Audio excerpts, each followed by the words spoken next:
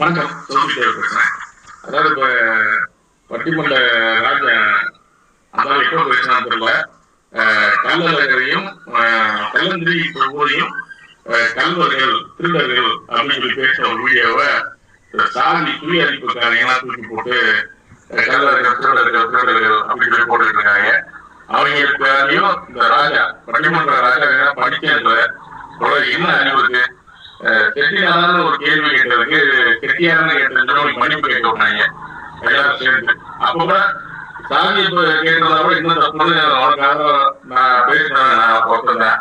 ஆனா நீ கல்லர்கள் என்பது ஒரு குடியை குறிக்கும்.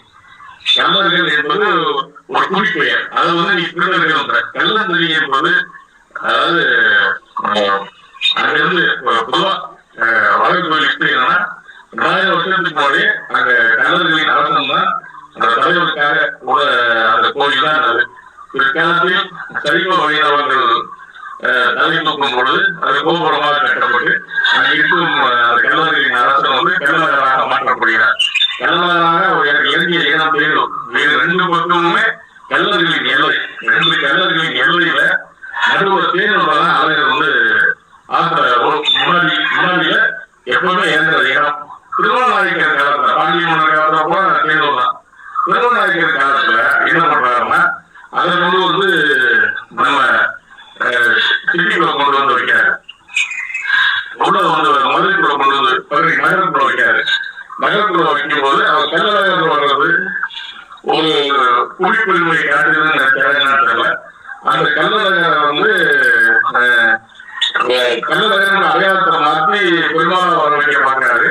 அதுக்காக தான் கல்லறைகள் கொள்ளையடிக்கிறதுக்காக அலைவதையும் அலைவதையும் கல்லறைகள் வரும்பொழுது தாக்குறதா சொல்றாங்க. அதுக்காக இல்ல, அந்த அடையாளத்தை மாற்றப்படாது. ஏற்கனவே வரலாறு அடையாளத்தையும் மாற்ற ஊர்ல கொல்ல போய் திருறான் இப்போ வரைக்கும்.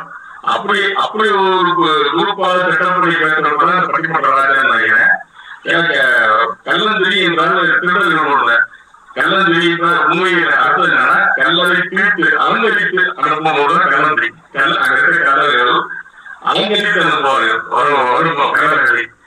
அந்த கல்லறை அடையாளத்தை மாற்றக்கூடாது என்றுதான் அவர்களை தாக்கினார்கள். அதற்கு பணிந்த திருமணாக்கிற மன்னர் இனி இவரை சமாளிக்க முடியாதுன்னு கல்லறைகளாகவே இடப்பட்டு வந்தாங்க. கல்லறைகளா கல்லர் திருடர் வேஷம் போட்டு வராது அழகுன்ற மாதிரி பார்ப்பாங்க. நல்லா பாருங்க, அவர் பட்டு உடுத்தி பீடம் பிடிச்சு அரசனாக வழியா நீ வழியா இருக்கிற இறங்கும்போது அவரோட உடைய பாருங்க. யாராவது திருடன் பட்டு உடுத்தி அவர்லாம் விட்டா போயிடலாம். அது அரசன் வேடம். கல்லரோட வேடம் அரசர் வேடம். கல்லற பேரையே நீங்க திரித்து பேசுறீங்க.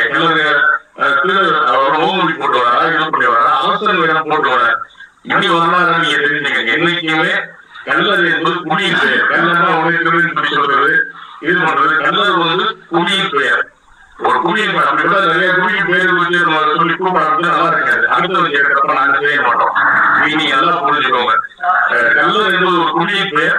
அந்த குடியின் பெயர்ல வெள்ளக்காரங்களால கட்டுப்படுத்த முடியாத கையகை சட்டம் கல்லர்கள் மட்டும் இல்ல, 108 சதவீதம் இந்த பக்கம் மதவர்கள் எல்லாருக்குமே சட்டத்தை கொண்டு வந்தா. அந்த சட்டத்தை இந்தியா முழுவதும் தகர்த்து எரிந்தவர், அந்த சட்டத்திலிருந்து விடுதலை வாங்கி கொடுத்தவர் பசுமன் முத்துராமலிங்க தேவர் மட்டுமே, ஒரே தலைவர். அவர் தான் ஒட்டுமொத்த இந்தியாவுக்குமே அந்த சட்டத்தை விலக்கு வாங்கி கொடுத்தார். அப்படிப்பட்ட தேவர் தான் இன்னும் நம்ம கொண்டாடிட்டு இருக்கோம், பெரிய லெவலில் கொண்டாடிட்டு இருக்கோம். அதனால கல்லர் என்பது எங்குமே ஒரு குடியின் பெயர். இனி எவ்வளவு அந்த நாய் பட்டிமன்ற ராஜா உண்மையா கண்டிக்க இந்த வீடியோ சொல்லுங்க.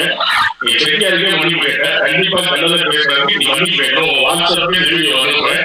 அப்படி மன்னிப்பு கேட்கலாம். ராஜாக்கு நீ பட்டிமன்ற பேசுற தென்மாவட்டங்களோட செருப்பு விஷயம் கொண்டு சொல்லி எச்சரிக்கை. நன்றி, வணக்கம்.